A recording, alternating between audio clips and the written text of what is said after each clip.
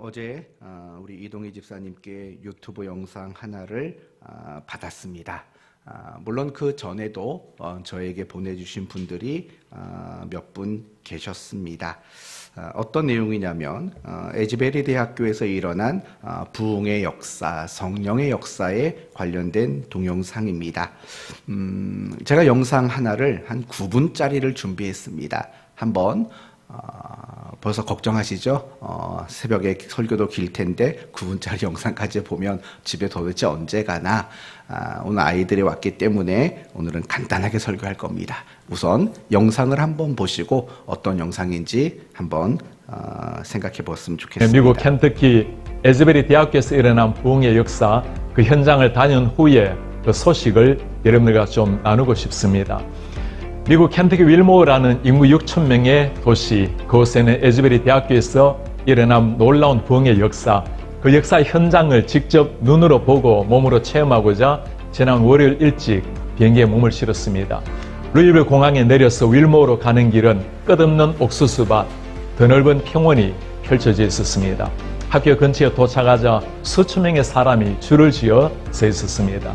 부흥의 역사가 일어난 휴즈 오디토리엄, 휴즈 예배당에 들어가기 위해서 미국 각지에서 온 사람들이었습니다. 예배당에 들어가기까지 최소한 6-7시간을 기다려야 하는데도 얼굴에는 감사와 기대감으로 가득 찬 모습이었습니다. 교회 잔디밭에는 곳곳에 수십 명의 사람들이 모여서 자연스럽게 찬양과 기도가 이루어졌고 무릎을 꿇고 기도하는 사람들의 모습, 그 모습도 참 평온하게 보였습니다. 부흥의 시작 스토리를 들으면서 이런 역사는 전적으로 하나님이 행하시는 일이라는 것을 느끼게 되었습니다. 지난 2월 8일 수요일에는 평소처럼 대학교 예배가 끝이 났고 설교자는 떠났고 학생들은 교실로 기숙사로 돌아갔습니다. 현장에 20명 정도의 학생들이 남아서 기도하는 가운데 서서히 하나님의 영적 임재가 나타나자 그것을 온몸으로 느낀 학생들, 친구들에게 다양한 매체로 알리기를 시작했고 그렇게 학생들도 교수들도 예배당 안으로 모여들었습니다. 이 사실이 퍼져나가자 지역 목회자들, 성도들이 모여들기 시작했고 마침내 온라인상에 퍼져서 미국 각지에서 수많은 사람들, 심지어 해외에서도 이 현장을 보기 위해서 찾아왔습니다.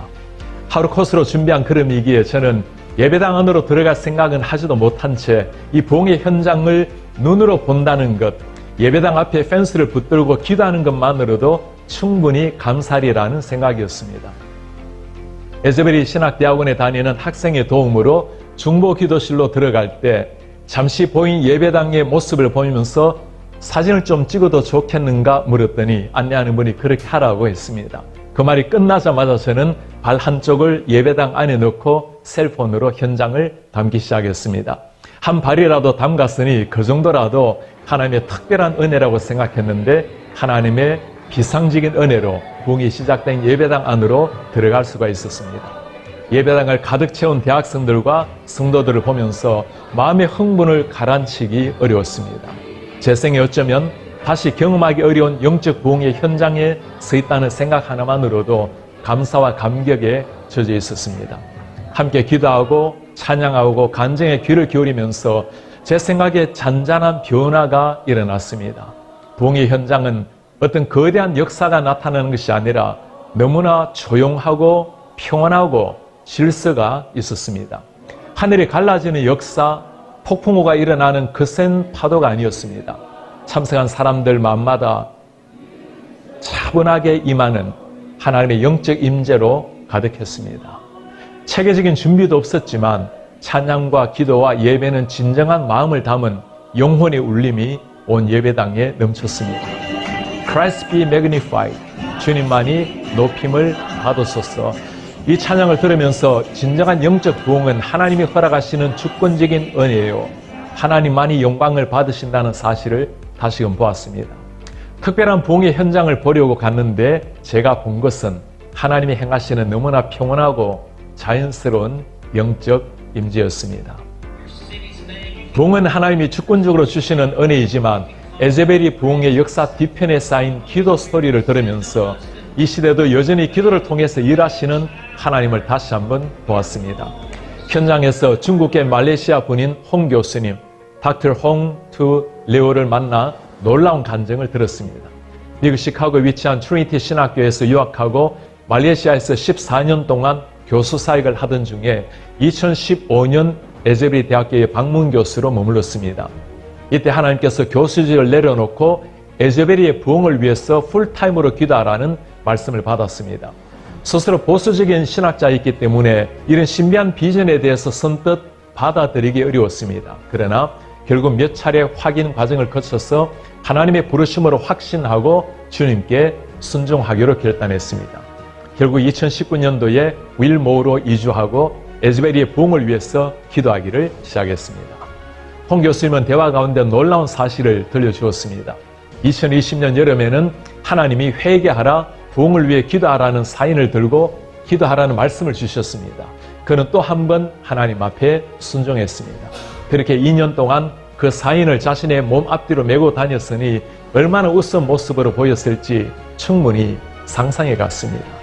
저는 현지 목사에게 매일 그 사인을 메고 다녔으니 모르는 사람이 없겠습니다 라고 했어요.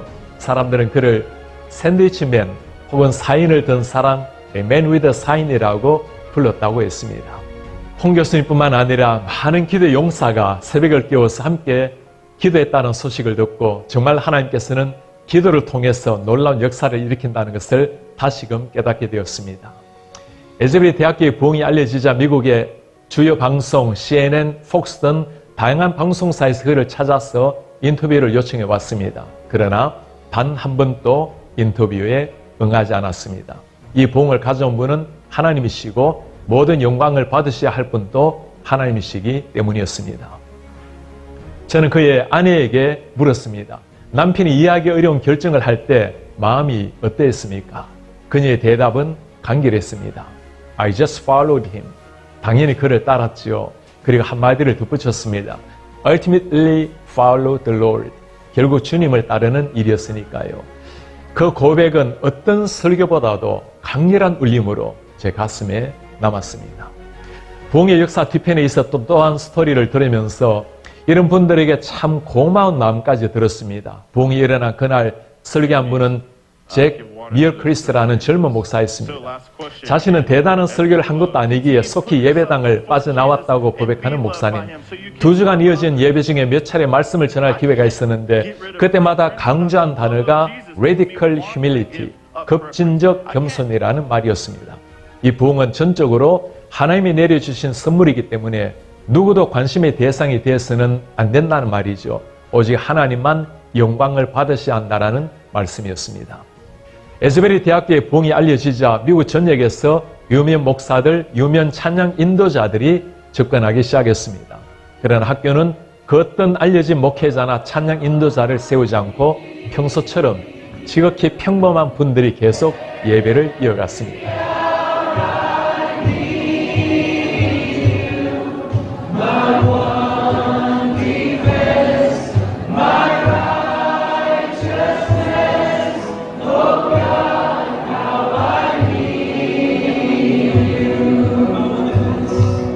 이제 거룩한 부흥의 불길이 미국의 다른 대학교에 번져서 지속적인 예배가 일어나고 회개와 기도의 행진이 멈추지 않고 있습니다. 에즈베리 대학교에서 지난 2월 20일 오후 5시에 지난 13일 동안 지속된 공식적인 예배를 마치기 직전에 강단에서 목사는 참석한 사람들에게 도전했습니다. 이제 여러분이 서 있는 자리에서 삶 속의 부흥의 전달자, 캐리어가 되라고 요청했을 때 예배당을 가득 채운 사람이 모두가 일어나서 주님께 결단의 마음을 드렸습니다. 저도 그 자리에서 일어나 제가 서 있는 곳, 섬기는 교회와 미주 한인교회, 한국교회와 미국교회 모든 곳에 하나님의 부흥이 임하도록 간절한 마음으로 기도했습니다. 켄터키의 작은 시골에 있는 한 대학교에서 일어난 하나님의 역사, 그 현장을 다녀오면서 제 가슴에 깊이 새겨진 한 가지 가르침은 이 부흥의 한복판에 계신 분은 오직 하나님 한 분이라는 사실이었습니다. 겸손히 말씀을 전한 사람, 오랜 세월 눈물겨운 기도로 하늘을 울린 사람, 회개의 무릎을 꿇고 강단 앞으로 나아간 젊은이들 모든 분을 통해 하나님이 행하신 하나님의 역사라는 사실입니다. 저도 그 부흥의 캐리어가 되고자 하는 열망으로 주님 앞에 엎드립니다. 오 주님, 한국교회와 한인이민교회 그리고 미국 교회와 전 세계 열방의 교회가 하나님을 갈망하게 하옵소서. 제 영혼이 하나님을 갈망합니다. 하나님의 영에 사로잡히게 하시고 하나님만으로 저를 채워주십시오. 주님 한 분으로 충분하며 주님의 잔잔한 터치로 온전한 만족을 누립니다. 아멘.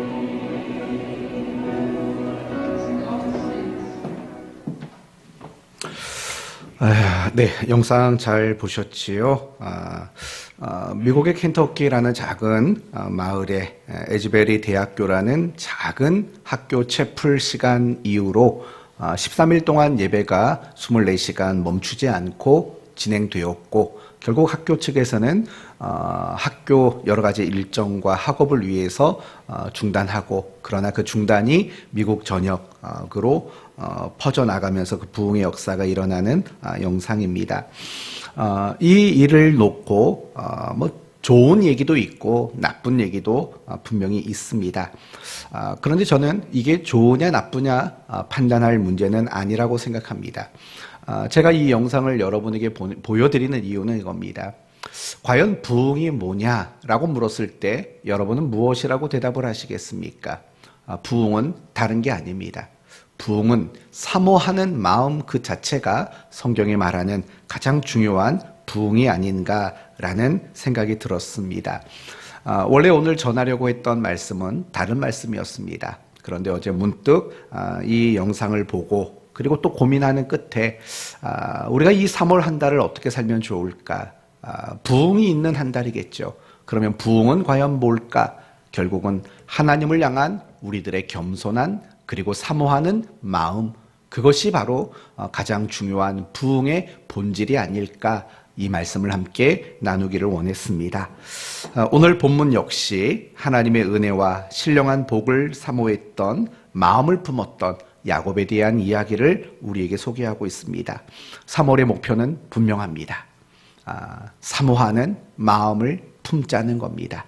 그 마음을 가질 때 우리도 부흥의 사람이 되는 겁니다.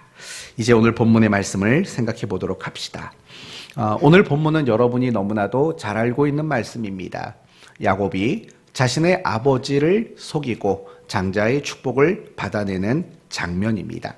먼저 읽지는 않았지만 1절을 보시면, 27장 1절을 보시면, 이삭이 나이가 많아 눈이 어두워 잘 보지 못하더니 맏아들 에서를 불러 이르되 내 아들아 하매 그가 이르되 내가 여기 있나이다.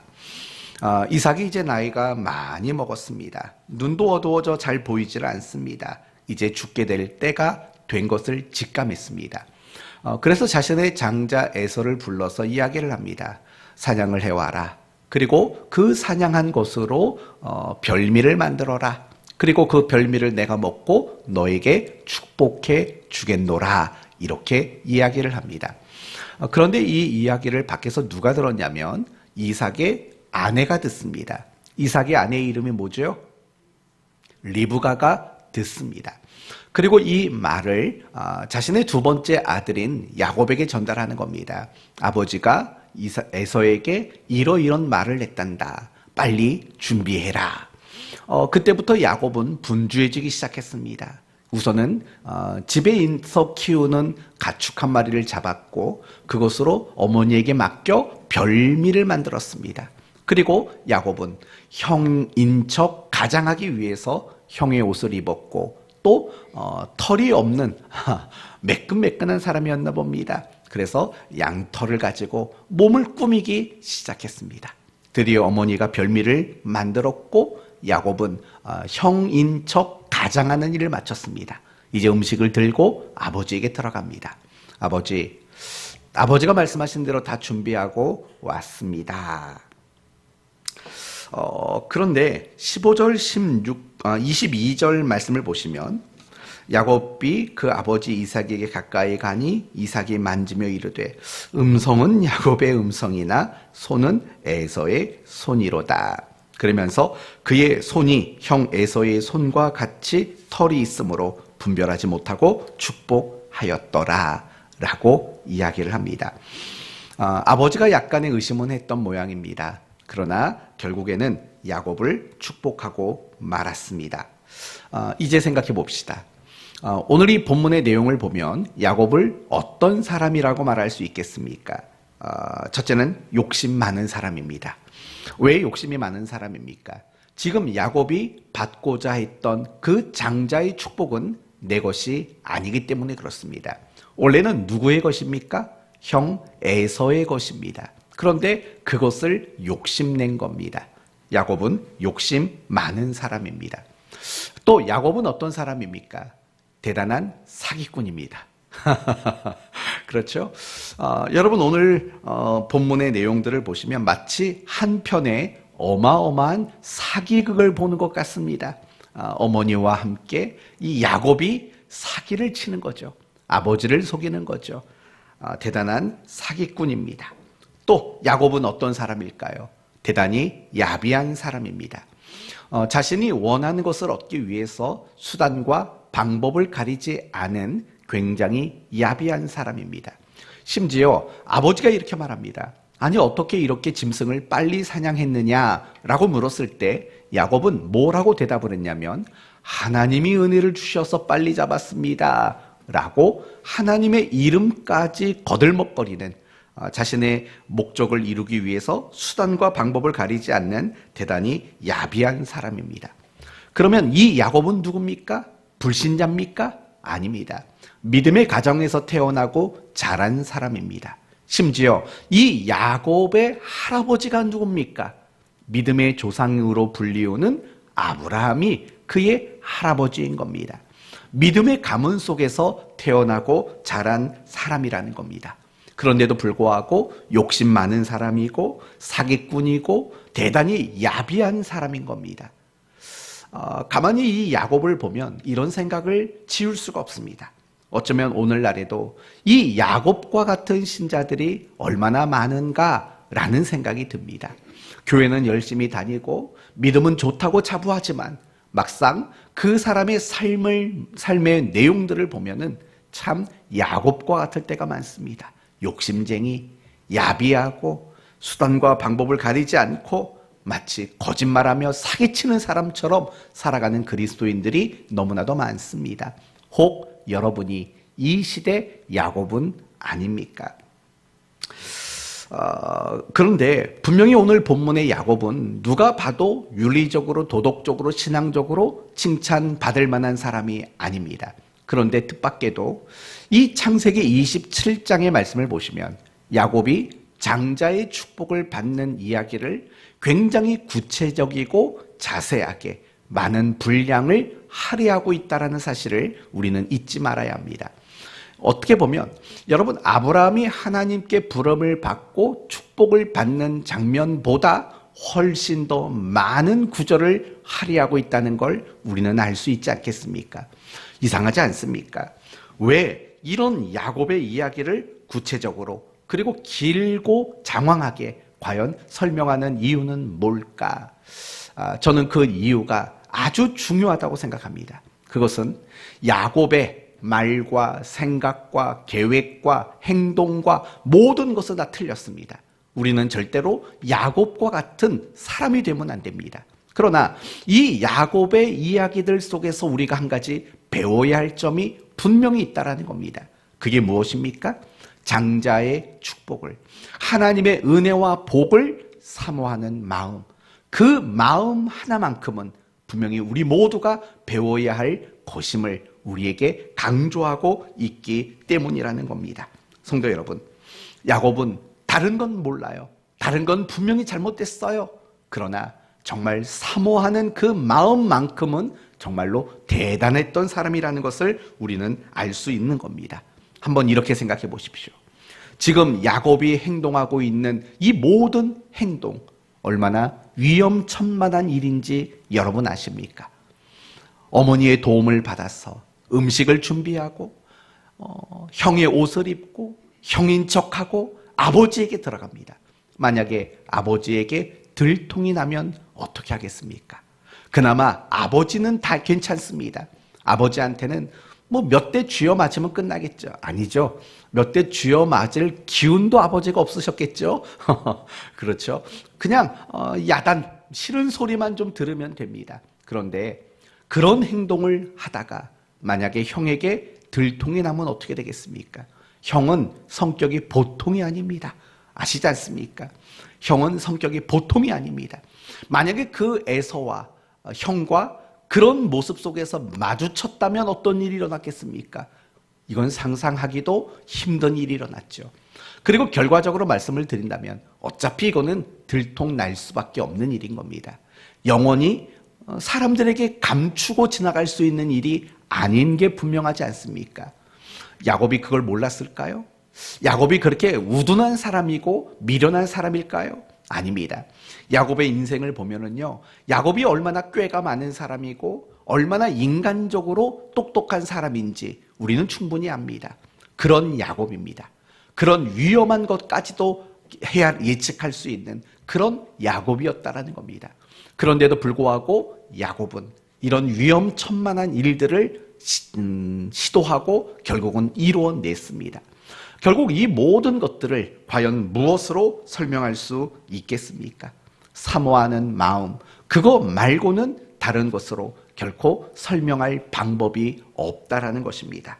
사랑하는 성도 여러분, 야곱은 그런 하나님의 신령한 은혜와 복을 사모하는 마음이 너무나도 대단했던 겁니다. 그러하기에 야곱은 그 위험한 일인 걸 알면서도 그 일을 할 수밖에 없었다라는 겁니다. 다시 여러분에게 분명히 말씀을 드립니다. 야곱의 말과 행동과 계획과 목표, 했던 모든 일들은 칭찬받을 만한 일이 아닙니다. 우리는 욕심부리지 말아야 되고 야비한 사람이 되지 말아야 합니다. 우리는 거짓말장이와 사기꾼이 되어서는 안 됩니다. 그러나 그런 야곱을 보면서 우리 모두는 함께 다짐해야 합니다. 뭘 다짐해야 합니까? 야곱과 같이 사모하는 마음을 담아내는 것을 우리는 다짐할 줄 알아야 하는 것입니다. 성도 여러분, 어떤 일이든 우리는 사모하는 마음이 필요한 겁니다. 특별히 우리의 신앙생활 속에서 가장 필요한 마음이 있다면 그건 바로 사모하는 마음일 수밖에 없을 겁니다. 여러분이 어떤지 한번 생각해 보십시오. 나는 사모하는 마음이 있는지, 예배를 사모하고 있는지, 하나님의 말씀을 묵상하는 일을 사모하고 있는지, 나는 기도하는 것을 사모하고 있는지, 나는 섬기는 일을 사모하고 있는지, 나는 신앙의 성숙을 사모하고 있는지, 나는 부흥을 사모하고 있는지, 이런 모습들을 여러분 한번 점검해 보셔야 합니다. 왜냐하면 정말 우리가 신앙생활을 하는 데 있어서 정말 중요한 것은 사모하는 마음이기 때문에 그렇습니다. 그렇다면 사모하는 마음이 왜 중요한 마음일까요? 이유는 간단합니다. 사모하는 마음을 가진 사람은 무슨 일이든 더 잘할 수 있는 게 분명하기 때문에 그렇습니다. 여러분, 공부에 대해서 사모하는 마음이 없는데 과연 공부를 열심히 하고 잘할 수 있겠습니까? 그런 거 없습니다. 다이어트에 관심이 없는 사람이 다이어트에 어떤 노력과 결과가 있을 수 있겠습니까? 있을 수 없는 겁니다. 신앙생활도 마찬가지인 겁니다. 신앙생활을 잘하는 사람과 못하는 사람, 물론 잘하고 못하고가 뭔지는 잘 모르겠지만 신앙생활을 잘하고 못하는 사람을 결정짓는 근거가 있다면 그것도 역시 사모하는 마음이라고밖에는 말할 수 없을 겁니다.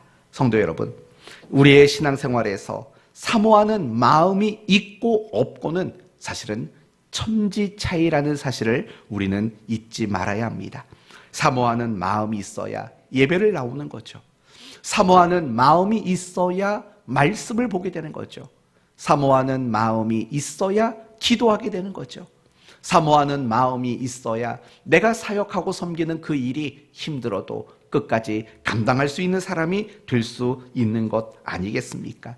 그러나 반대로 우리가 신앙생활을 하면서 사모하는 마음을 가지지 못하면 사실은 신앙생활은 재미없고 귀찮고 곤욕스러운 일밖에는 되지 않을 게 너무나도 분명하기 때문에 그렇습니다.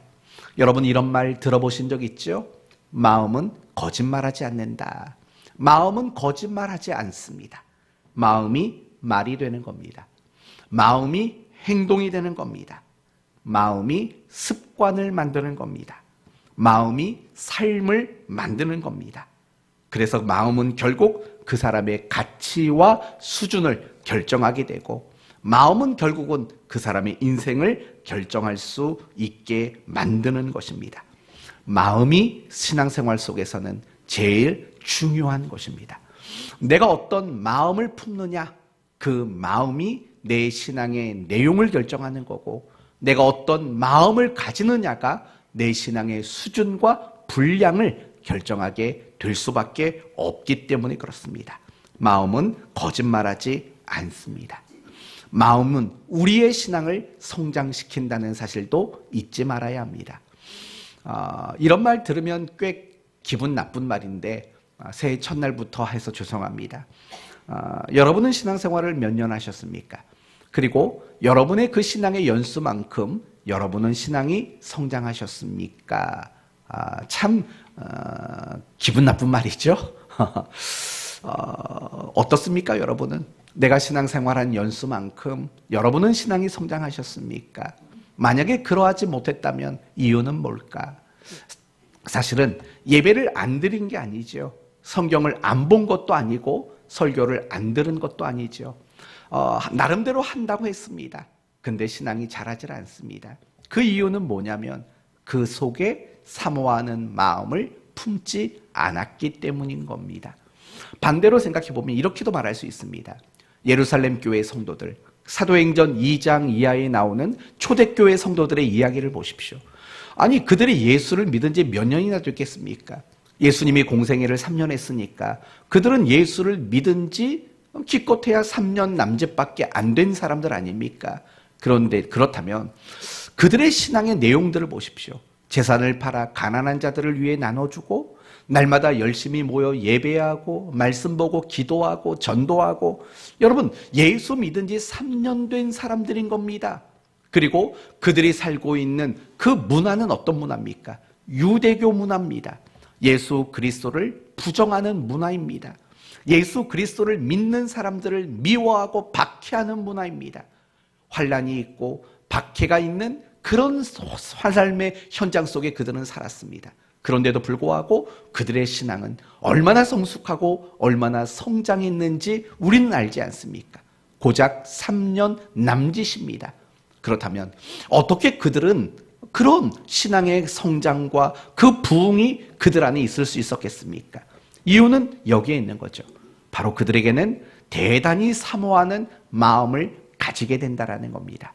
이런 이야기들이 듣고 싶으시면 오늘 저녁부터 수요 예배 열심히 나오십시오.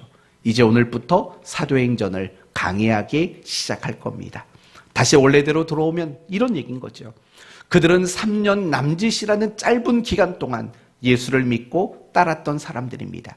그럼에도 불구하고 그들이 그렇게 뜨거운 사람이 되고 부흥의 사람이 될 수 있었던 이유는 무엇이냐? 사모하는 마음인 겁니다. 그래서 이 사도행전에 계속 반복되는 말들이 이런 말이라고 그랬지 않습니까? 날마다, 날마다, 날마다. 늘 날마다라는 표현들이 자주 나오는 거죠. 여러분, 날마다는 어떤 것에 대한 표현이겠습니까? 사모하는 마음의 표현입니다. 저는 일주일에 운동을 딱 2번 한다는 거 아시죠? 월요일과 목요일 딱 2번 합니다. 마음 같아서는 날마다 하고 싶습니다. 그만큼 좋아하니까. 날마다는 다 그런 겁니다. 여러분이 정말 좋아하고 여러분이 정말 사모하는 그 일이 있다면 여러분 가끔씩 하고 싶으시겠어요? 아니잖아요. 날마다 하고 싶다고요. 날마다 하고 싶다고요. 그게 사모하는 마음의 또 다른 모습이고 표현인 거예요. 날마다라는 마음. 결국은 그것이 우리를 성장시키고 그것이 우리를 부흥케 만드는 거예요. 왠 줄 아세요? 사모하는 마음이 우리의 신앙의 행위를 훈련이 되도록 만들기 때문에 그래요. 조금만 더 정확히 말하면 이런 말이죠. 우리가 예배에 나온다고 모두가 다 똑같은 은혜를 누리고 똑같이 하나님의 임재를 경험하는 게 아니에요. 어떤 사람은 하나님의 은혜를 많이 경험하지만 어떤 사람은 그 예배의 자리에서 별로 은혜를 경험하지 못하고 돌아가는 사람들도 분명히 있다고요. 그 차이가 뭐냐? 사모하는 마음의 차이인 거예요. 항상 사모함이란 내가 하는 신앙의 행위와 내용들을 훈련이 되도록 만드는 거예요. 그래서 사모하는 사람들, 그런 사람들이 신앙이 성장하게 되고 날마다 하나님의 잔잔한 부흥의 임재를 경험하는 그런 성도가 될 수 있는 거죠. 그렇기 때문에 내가 사모하는 마음 얼마나 가지고 있는가를 점검해야 돼요. 우리는 보통 신앙을 점검할 때 이런 걸로 점검합니다. 1. 나는 오늘 성경 3장 읽었는가? 2. 나는 오늘 5분 이상 기도했는가? 3. 나는 오늘 드려야 할 예배를 드렸는가? 이런 것들로 점검을 하죠. 물론 그것도 괜찮습니다. 그러나 더 여러분 자신을 엄격하고 정확하게 점검하기를 원하신다면 이런 마음으로 점검하셔야 되죠. 나는 간절함이 있는가? 나는 사모하는 마음이 있는가? 이것으로 내 신앙을 점검하는 것이 가장 정확한 신앙의 점검이 될 수 있는 거예요.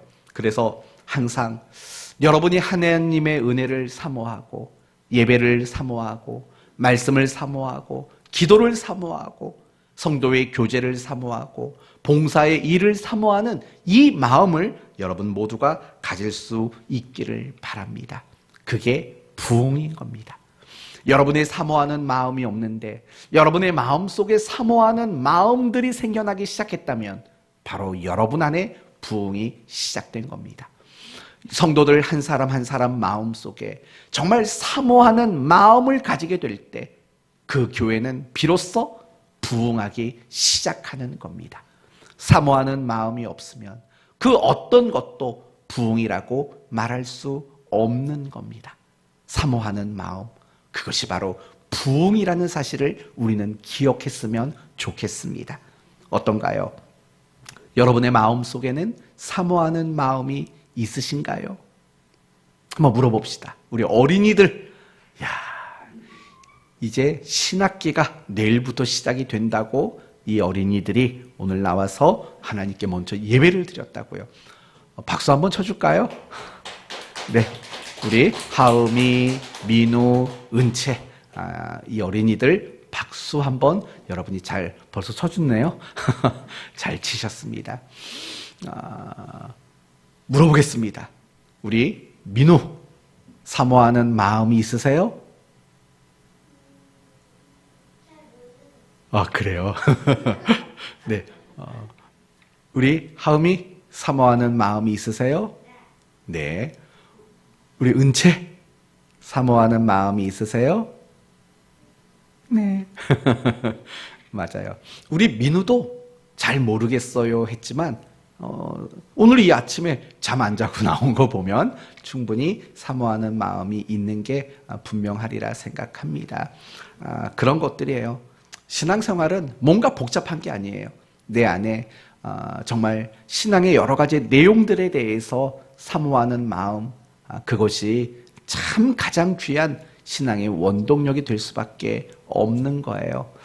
그렇다면 어떻게 하면 내 마음속에 사모하는 마음이 회복될까? 라는 게 마지막 질문일 수밖에 없어요. 어떻게 하면 될까요? 내 마음에 사모하는 마음이 들도록 하려면 어떻게 하면 좋을까? 계속 고민했는데 일단 제일 먼저 떠오르는 건 그거죠. 기도해야겠죠. 하나님, 제가 정말 사모하는 마음 갖게 해주십시오 라고 기도하는 거, 그게 굉장히 중요한 일인 거예요. 그래서 여러분, 기도할 제목 많잖아요. 건강하게 해주세요. 돈 많이 벌게 해주세요. 내 자식 잘 되게 해주세요. 기도 제목 많은데 그런 기도 제목보다 늘 이런 기도하세요. 하나님, 사모하는 마음을 주십시오. 간절한 마음, 갈급한 마음 하나님 주십시오. 이 기도를 여러분이 늘 하셨으면 좋겠어요. 그리고 우리가 어떤 일을 사모하고 좋아하기 위해서는 생각해보면 그런 것 같아요. 재미를 느껴야 되지 않을까요? 어떤 맛을 느끼고 재미를 느껴야 되는 거예요. 저는 그런 거 없는데 어떤 분들을 보면 그런 분들이 있어요. 가끔씩 그 음식이 먹고 싶다. 젊은 애들은 그렇더라고요. 엽기 떡볶이, 마약 떡볶이, 이런 게 있어요, 여러분. 그 떡볶이 가끔씩 먹고 싶을 때가 있대요. 그러면 여러분 생각해 보세요. 그 떡볶이가 먹고 싶은 사모하는 마음이 들려면 먼저 선행되는 게 뭐가 있어야 될까요? 그걸 먹어봤어야 돼요. 그렇죠? 그걸 먹어보고 그 맛을 알아야지 그게 또 먹고 싶다라는 생각이 들어요. 저는 마약 떡볶이 먹고 싶은 생각 든 적이 없어요. 근데 그런 거 든 적이 없어요. 근데 왜냐면 그 맛을 저는 잘 몰라요. 뭐 그 떡볶이가 그 떡볶이지. 뭐 솔직히 말하면 뭐 마두역, 백석역 주변에 있는 포장마차에서 파는 떡볶이가 더 맛있어요. 그런 거예요. 내가 맛보고 그 맛을 경험해 봤을 때는 그게 또 먹고 싶다라는 생각이 들어요. 또 이런 것도 있지 않습니까? 어디 커피숍 갔더니 분위기도 너무 좋고 또 가고 싶다. 어떤 여행지가 있으면 또 가고 싶다. 이런 마음이 들잖아요. 그건 경험해 봤기 때문에 또 가고 싶은 마음이 드는 거예요. 바로 그거죠. 사모하는 마음을 회복하기 위한 방법은 뭘까? 사실은 여러분이 신앙의 재미, 이 표현이 적절한지는 모르겠지만 신앙 안에서 누려지는 그 재미와 기쁨과 행복과 은혜, 사실은 이런 것들을 경험하지 않으면 사모하는 마음들이 생겨나기가 어려울 거라고 봅니다. 그러면 그런 것들을 경험하려면 방법이 뭘까요? 억지로라도 우리는 힘써야 되는 거죠. 억지로라도 예배에 나오고 억지로라도 기도하고 억지로라도 말씀 보고 하는 이런 일들이 필요하다고요. 옛날 성도들은 그런 말을 많이 했어요. 억지로 하는 거 하나님이 기뻐하지 않아? 자원하는 마음으로 해야지 라고 말한다고요. 물론 그 말을 무조건 나쁘다고 하는 게 아니에요. 근데 어떻게 처음부터 기쁘게 하냐고요. 그걸 억지로라도 해야죠. 여러분 구레네 사람 시몬의 이야기 아시지 않습니까? 이 사람은 예수님이 십자가를 지고 골고다로 올라갈 때 십자가를 대신 졌어요. 자원했나요? 아니라고요. 억지로 짊어졌다고요. 억지로. 아마도 이 구레네 사람 시몬은 혼혈인이었던 것 같아요. 유대인과 흑인 사이에서의 혼혈인. 그러니까 아무래도 그 사람의 피부나 외모가 달랐겠죠. 그러니까 예수님을 이끌고 가는 군인들의 눈에 한눈에 띈 거죠. 피부색이 다르니까. 얼굴 생김새가 다르니까. 그래서 지목당한 거죠. 그래서 십자가를 억지로 짊어지고 올라간 거죠. 그건 억지로예요. 원하는 마음 눈꼽만큼도 없어요. 그러나 그 사건 이후에 등장하는 구레네 사람 시몬과 그의 자녀들과 그의 부인과 그 집안은 초대교회에 아주 중추적인 역할을 감당했던 인물들로 성경은 묘사를 한다고요. 억지로 시작했지만, 억지로 시작된 일이지만 결국에는 그 사람이 자원하고 사모하는 마음으로 하나님의 몸된 교회를 섬기는 훌륭한 믿음의 가문이 되었다라는 거예요. 이 억지로라는 가치를 여러분이 아셨으면 좋겠어요. 항상 기쁠 게 어떻게 해요? 항상 어떻게 자원하는 마음으로 하냐고요. 억지로라도 하는 거죠. 그런데 나중에 그 억지가 실력이 된다고요. 그 억지로가 사모함으로 바뀌는 순간들이 분명히 온다고요. 이제 오늘 말씀을 마치겠습니다. 야고보의 말과 행동과 그의 목표와 소원은 다 칭찬받을 만한 것이 아니에요. 하지만 단 하나 우리가 배웁시다. 정말 위험천만한 일이라는 것을 알면서도 그것을 감수할 수 있도록 만들었던 사모하는 마음, 그 마음 하나를 우리 모두가 본받았으면 좋겠습니다. 이 사모하는 마음, 이 마음을 가져야지만 우리가 이 세상에서 하나님의 사람답게 살아갈 수 있는 그런 힘을 공급받을 수 있기 때문에 그렇습니다. 사모하는 마음을 갖도록 기도하십시오. 사모하는 마음을 갖기 위해 억지로라도 노력하십시오. 그래서 여러분의 마음 속에서 억지로가 사모하는 마음으로 바뀌게 되는 은혜를 경험하기를 바랍니다. 부흥은 다른 게 아닙니다. 부흥은 시끄럽고 요란하고 뭔가 대단한 일들이 일어나는 게 부흥이 아닙니다. 부흥은 내 안에서 사모하는 마음이 끓어오르는 겁니다. 부흥은 내 안에 사모하는 마음으로 가득 차가는 것이 부흥인 겁니다. 3월 한 달, 이 부흥이 여러분에게 생겨나게 되기를 바랍니다. 그리고 아까 영상에서 말했듯이 여러분 모두가 부흥의 캐리어가 되기를 바랍니다.